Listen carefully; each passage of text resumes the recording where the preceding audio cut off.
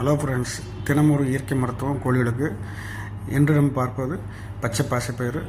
இதை கோழிகளுக்கு எப்படி தருவோம், என்ன மாதிரி தரணும், இதை பற்றி தெளிவாக பார்க்கலாம். இந்த வீடியோ எப்படி தெரிந்தால் லைக் பண்ணுங்கள், ஷேர் பண்ணுங்கள், சப்ஸ்கிரைப் பண்ணுங்கள். வாங்க வீடியோவில் போகலாம். அதாவது அந்த பச்சை பாசிப்பயிறு 1000 கோழிக்கு 1 கிலோ பச்சை பாசிப்பயிறு எடுத்து தண்ணியில் ஊற வைங்க. 24 மணி நேரம் ஊற வைங்க. பின்பு எடுத்து வடிகட்டி ஒரு வெள்ளத்தண்ணியில் கட்டி தனியாக வச்சுருங்க. ஒரு 3 நாளைக்கு லைட்டாக தண்ணி மட்டும் தெளித்து விடுங்க. ஒரு இன்ச்சு வரை முளைக்கட்டி வந்த பின்பு அதை என்ன பண்ணுறீங்கன்னா, நல்லா மிக்சியில் நல்லா அரைச்சி அந்த பால் எடுத்துக்கோங்க. அந்த வேஸ்ட்டு சக்கையை கோழிக்கு அப்படியே நீங்கள் ஃபீட்டரில் போட்டுடலாம். பச்சை பாசிப்பயிறு பாலை மட்டும் எடுத்துட்டு ட்ரிங்கர் டோஸாக ஒரு 5 நாள் கொடுங்க.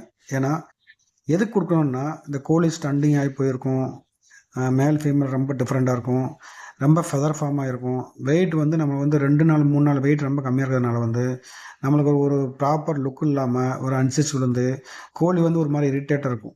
ஸோ இந்த நிலைமையில் இருக்கிற கோழி கொடுத்தீங்களாக்கும் இது ஏன்னா இது ப்ரோட்டீன் அப்படியே டபுள் ஆகும் முளைக்கட்டினா. அதாவது இருக்கிற வெறும் பச்சை பாசிப்பயிரில் இருக்கிற ப்ரோட்டீனை விட நீங்கள் முளைக்கட்டும் போது அதோடைய ப்ரோட்டீன் எவ்வளோ அப்படியே டபுள் ஆகும். ஸோ கோழி அன்சைஸ் விழுந்த கோழிக்கு தேவை ப்ரோட்டீன் தான்.